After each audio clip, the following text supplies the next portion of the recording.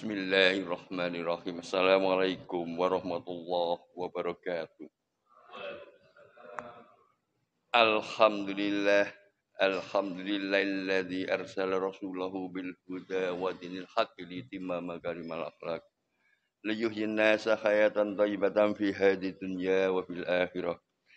Asyhadu an la ilaha illallah wahdahu la syarika lah wa asyhadu anna Muhammadan abduhu wa rasuluh. Allahumma shalli wa sallim wa barik ala Muhammad wa ala alihi wa sahbihi ajmain. Amma ba'du. Qala Allah Ta'ala, a'udzu billahi minasyaitonir rajim. Bismillahirrahmanirrahim. Ya ayyuhalladzina amanu taqullaha haqqa tuqatih wa la tamutunna illa wa antum muslimun. Jamaah salat subuh yang dirahmati Allah, kita melanjutkan pada apa yang sudah kita sampaikan dua waktu, yang pertama dan yang kedua, yang ketiga, tentang misi kehidupan sebagai insan muslim. Kita harus memiliki sebuah pandangan hidup, sebuah tujuan hidup yang kita lakukan di dalam diri kita, yang kita tanamkan dalam diri kita. Terutama bagi umat muslim untuk mengejawantahkan firman Allah. Wal takum minkum ummah yad'una ilal khairi wa ya'muruna bil ma'ruf. Wa ulaika humul muflihun. Jadi dalam surat Ali Imran ayat 104 sudah disebutkan, dan hendaklah ada di antara kalian segolongan umat yang menyeru kepada kebaikan, menyuruh kepada yang ma'ruf, dan mencegah dari yang mungkar. Mereka itulah orang-orang yang beruntung. Jadi yad'una ilal khairi wa ya'muruna bil ma'ruf sudah kita sampaikan. Sekarang wayanhauna 'anil munkar. Jadi misi ketiga itu wayanhauna 'anil munkar. Jadi kalimat munkar ini berarti lawan kata ma'ruf. Sesuatu tindakan yang menselisihi syariat dan dibenci oleh syariat itu namanya munkar. Kemudian kalau kita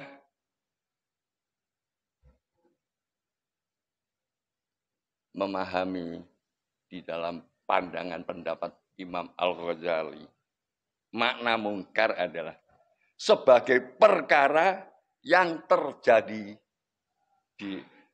dilarang dalam syariat. Jadi sebagai perkara yang dilarang yang terjadi dalam syariat. Jadi jelaslah, apapun tindakan-tindakan yang sifatnya mungkar tidak boleh terjadi dalam syariat. Nah, ini kewajiban umat muslim harus mencegah. Kita simak sabda Rasulullah SAW yang sangat-sangat terkenal. Bahkan kalau di madrasah, di ibtidaiyah itu kelas 2, kelas 3 sudah diperkenalkan ini. Ya, kita bacakan. Marra'a minkum munkaro fal yughayyiruhu biyadi.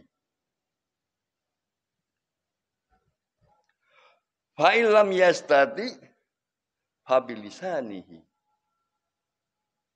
Fa illam yastati fa biqalbihi.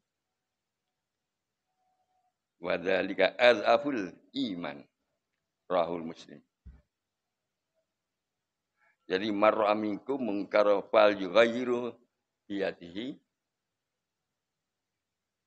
Barang siapa di antara kalian yang melihat kemungkaran, maka hendaklah dia merubahnya dengan tangannya. Fa illam yastati fa bilisanihi. Jika tidak mampu merubah dengan tangannya, maka dengan lisannya. Fa illam yastati fa biqalbihi. Jika tidak mampu merubah dengan lisannya, maka dengan hatinya. Padahal adaful iman. Dan itulah selemah-lemah iman. Jelas sekali. Kalau kita punya kemampuan sebagai seorang pejabat, sebagai seorang penguasa, kita menegakkan ya syariat Islam, kita mencegah memerangi kemungkaran ini dengan amanah kekuasaan yang diberikan pada kita. Kita sebagai anggota dewan bagaimana menuangkan dalam peraturan daerahnya sebagai bupati, bagaimana kita melarang hal-hal yang membawa kemungkaran dan sebagainya. Kita tidak tahu anak turun kita kelak, siapa tahu jadi pejabat negara, kita bekali dengan hal ini. Sehingga ketika punya kekuasaan itu untuk mencegah kemungkaran.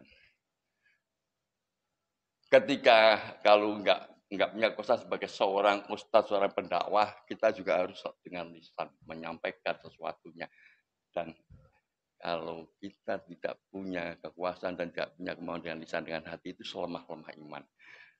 Namun demikian kita harus tahu bahwa di dalam aturan memerangi kemungkaran, kita harus tetap berpedoman pada hukum yang berlaku di dalam wilayah kita. Karena menegakkan kemungkaran, kita juga harus dengan cara-cara yang benar. Jadi cara-cara yang benar, tidak boleh main hakim sendiri. Harus melalui mekanisme yang benar sehingga kita tidak merusak tatanan hukum yang ada. Jemaah sholat subuh yang dirahmati Allah. Kalau kemungkaran dibiarkan, kita sudah diberi contoh oleh Allah. Contoh oleh Allah. Kemarin sudah disampaikan pula oleh Pak Samsul.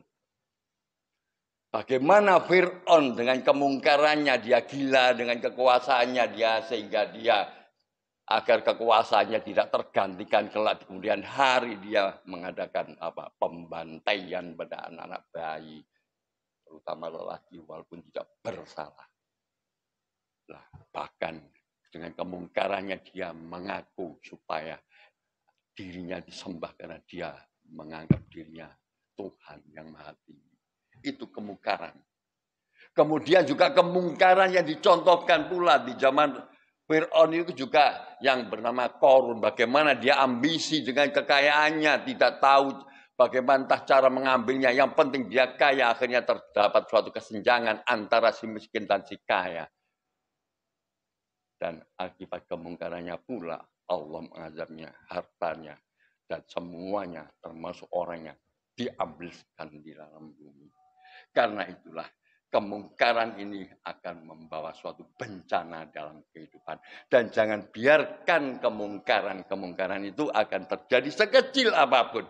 Rasulullah SAW sudah memberikan contoh dalam sebuah perahu.